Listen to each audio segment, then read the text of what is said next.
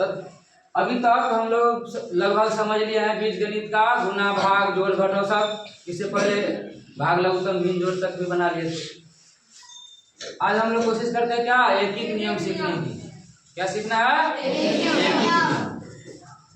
एकीक नियम ऐसा है कि लगभग हर जगह यूज करना पड़ता है हमें। जैसे जहाँ जाएंगे 10वां में भी यदि इसलिए नहीं रहेगा तो बहुत जगह सवाल गलत हो सकता है या बहुत चीज तुम नहीं निकाल पाओगे। एकीक नियम से हम ये निकाल पाते हैं कि किसी एक वस्तु का दिया हुआ है इतना वस्तु का, तो फिर इतना वस्तु का मान दाम निकालने के लिए या कुछ के लिए देना होता है, निकालना होता है। उसको क्या बोलते हैं? एकीक नियम। एकीक नियम में प्रयोग होता है बार बार चूंकि और इसलिए का सिंबल का। इससे पहले भी एक दिन हम बता दिए थे। क्या बताए थे? तो ये है क्या, ये जब दो बिंदु ऊपर और उसके बीच सामने ठीक नीचे रखते हैं तो इसको क्या पढ़ते हैं? चूंकि। क्या पढ़ेंगे? चूंकि। और जब एक बिंदु ऊपर और दो बिंदु नीचे रहेंगे या पॉइंट, तो क्या बोलते हैं इसको? एकीक नियम में सबसे पहले इन दोनों सिंबल को ध्यान रखना है। रहेगा ध्यान? अब इस पर हम एक सवाल लेते हैं। मान लो एक सवाल है, सवाल ये कह रहा है जो 20 किलो, क्या है सवाल? 20 किलो चावल का मूल्य 20 किलो चावल का मूल्य 900 रुपया है। कितना है? 900। तो मान लो हमें बोल दिया है 45 किलो चावल का मूल्य ज्ञात करें। ऐसे सवाल का हम किस नियम से बनाते हैं? एकीक नियम के तरीका से बनाते हैं। 45 किलो चावल का मूल्य क्या करें? निकालें या ज्ञात करें, एक ही बात है। ये हो गया ना सवाल। तो इसको हम ध्यान रखना है। एक चीज पहले ये सीखो, जैसे यहाँ कितना है? 20 किलो का दाम कितना दिया है? 900। पूछ रहा है कितना? 45। एक आइडिया लगाओ, जो 20 किलो का यदि 900 है तो 45 किलो का इससे ज्यादा होगा या कम होगा? ज्यादा होगा ना, क्योंकि 25 से ज्यादा ना 45 केजी। तो इसको हम बोलते हैं समानुपाती। एकीक नियम में दो होता है जो हम अलग अलग बताएंगे बाद में, लेकिन तो जब समानुपाती होता है तब हम ऐसा करेंगे। क्योंकि एक जैसे किलो इसका बढ़ा है किलो वाला का, तो दाम भी क्या होगा? बढ़ जाएगा। अभी हम ये वाला लेते हैं।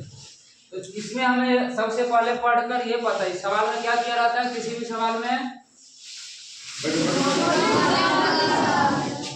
मनीषा कुमारी अखिलेश पंडित तो ध्यान दो। क्या ये क्या हो गया? सवाल। सवाल जब कोई भी दिया जाता है तो उसमें कुछ एक लाइन जो होता है ना, हमें पहले कुछ बताता है सवाल। क्या करते हैं? सवाल हमें कुछ पहले बताता है, यानी हमें जानकारी देता है, और फिर उसी जानकारी के आधार पर कुछ पूछता है। सवाल का मतलब ही यही है। बिना जानकारी दिए यदि पूछेगा वो सवाल नहीं होगा।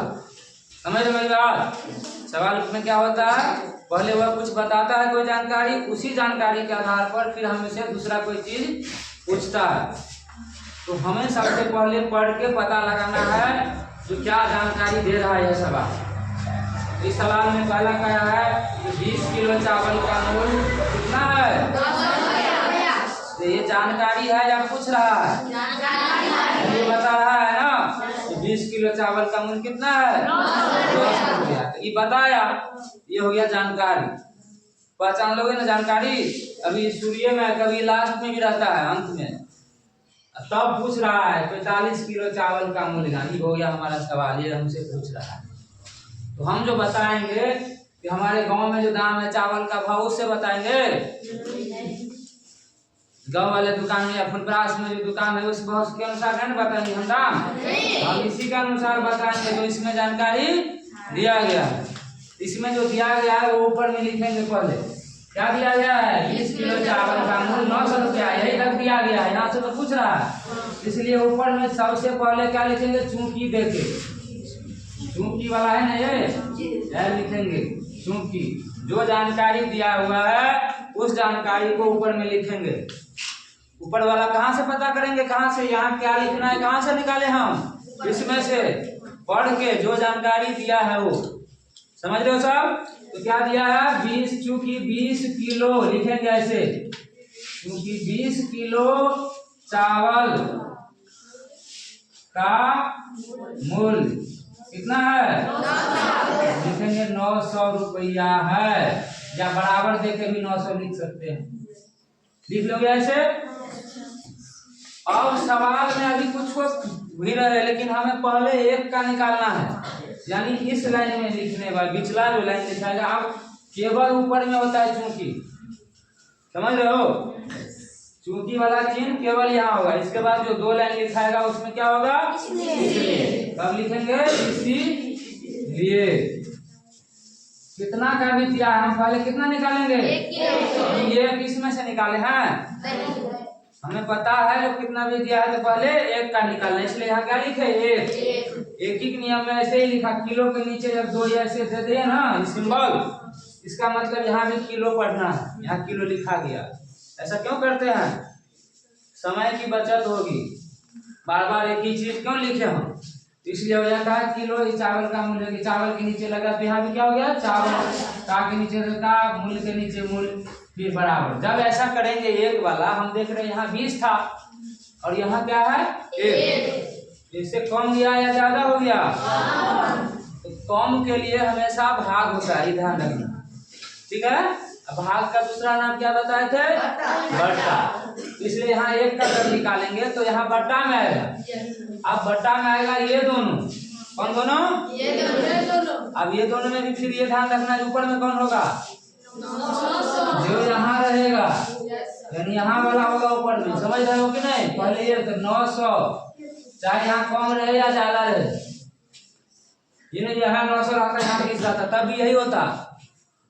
जो यहाँ रहेगा वो हम अंश में लिखेंगे, जो यहाँ पर है वो क्या लिखेंगे, 900 बटा 20 रुपया लिखना है यहाँ। फिर इसीलिए फिर यहाँ क्या देंगे, इसीलिए।